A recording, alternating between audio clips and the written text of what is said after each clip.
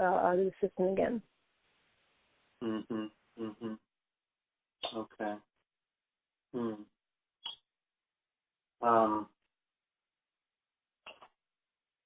Yeah.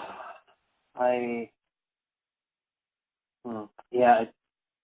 I just wondering with the children or the young people that have it,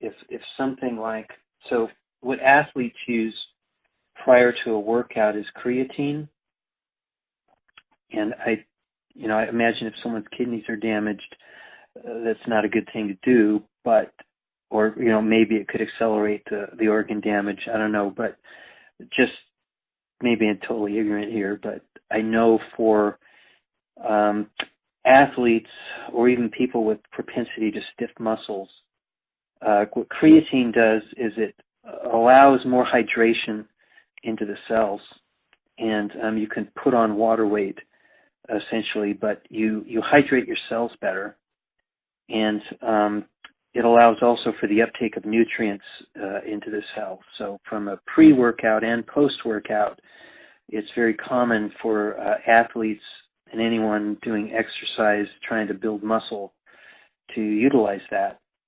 I was just curious, from an educational standpoint and awareness, it's a fairly available substance. If are you aware of any studies?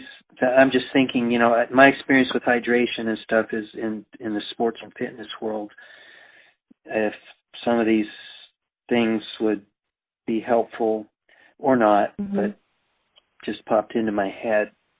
No, that's great. I haven't, but this is great to capture. I'll check with the team to see if anyone has, and if we could pull some of the information and references on this. But this is great for us to capture. Kind of going back to the ER environment, what we're thinking also with the app, right, the solution that we discussed, there's potential, and this is just brainstorming, as we kind of go through these early components.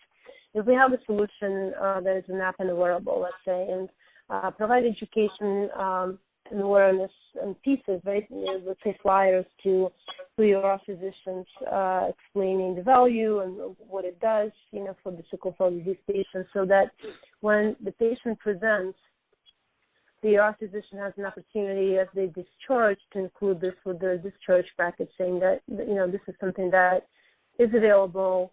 You could download this as a QR code. On our end, it could potentially help us, track that patient, knowing that, it's not in a sickle cell disease center where they got the app or downloaded from the web, but it was given to them in the ER environment, and that could trigger some of the, follow-up and things that we could provide to that patient, knowing that, they just visited ER. Like reminders to, the referral, have you visited your doctor yet? So those are the types of things that we're thinking about, but maybe there's something that we're not thinking about that could be even more simple and effective.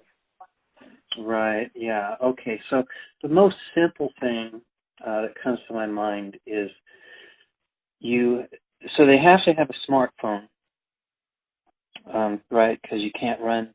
I mean, you can get a desktop app if you had a, Windows, PC or something like that. But most people do have smartphones these days. So assuming that they have a smartphone, then smartphones all have cameras.